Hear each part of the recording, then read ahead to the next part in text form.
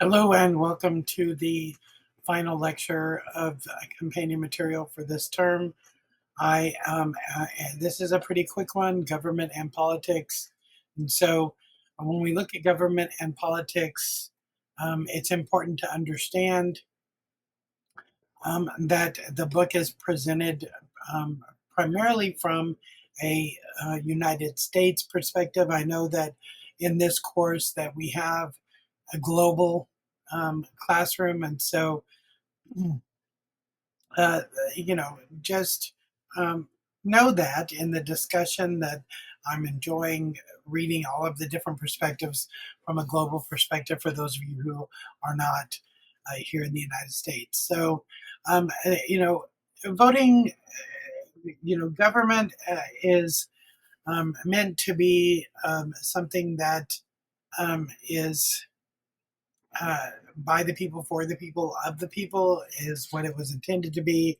Um, a lot of times, that who exactly that should benefit is challenged. If you look here, who should have the right to vote? This is a self quiz. Read the questions and then answer for yourself. Um, but someone who is not given the right to vote is considered to be disenfranchised. Here we show government protests. In 2011, thousands of Egyptian citizens demonstrated in the streets, protested political repression of the Egyptian president Hosni Mubarak. The government buildings are built to symbolize authority. They also represent a specific perspective or message. This is in Bangladesh. Um, when a government or political movement goes rogue, much like Nazi Germany did in the 1940s, it can lead to a destructive paramount for the entire world. He was one of the most powerful and destructive dictators in modern history, and here he is with uh, Benito Mussolini. Young people and students, the most ardent supporters of democratic reform, and you can see that those who are young will oftentimes become participants in social justice, also known as a social justice warrior. According to Weber, there's three types of authority: traditional, charismatic, or legal rational. I definitely look forward to hearing some of your takes on the type of world leaders that we have right now. Which of these do they fall into? Um, I don't know. They may need to create a fourth column here for the type of leaders that we're dealing with here today. Mahatma Gandhi, was a peaceful leader of India, leading and fighting for the independence of India from Great Britain or the uh, Commonwealth. Monarchy is when a single person, a monarch, rules.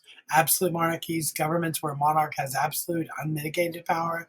Constitutional monarchies, more recent, are government of nations that recognize monarchs but require these figures to abide by laws of a greater constitution, a parliamentary government, as they're known as. Here we show Syed, who ruled Oman as an absolute monarch for 50 years. And then here is a picture of Queen Noor of Jordan, is the Dowager Queen of the constitutional monarchy, has limited political authority. However, she's American by birth. She is one of the most beloved leaders in the Middle East by her people. A dictatorship powered by a single person, totalitarian dictatorship, more oppressive, attempts to control all aspects of lives, including occupation, religious beliefs, number of children permitted in each family. The U.S. and is the U.S. an oligopoly, an oligarchy, and this is something that's very much in the daily news constantly. Um, you know, uh, Current politics, and this is even dated compared to where we are today. But back in 2017, you know, Donald Trump ran on the promise of uh, lowering drug prices through new types of government action. And as of 2017, and if we were in 2026 now, and in 2024, he ran on lowering inflation, helping to bring down prices, and gas prices are now at the highest that they've been in years due to the current war in Iraq. Well, let's not discuss that too much.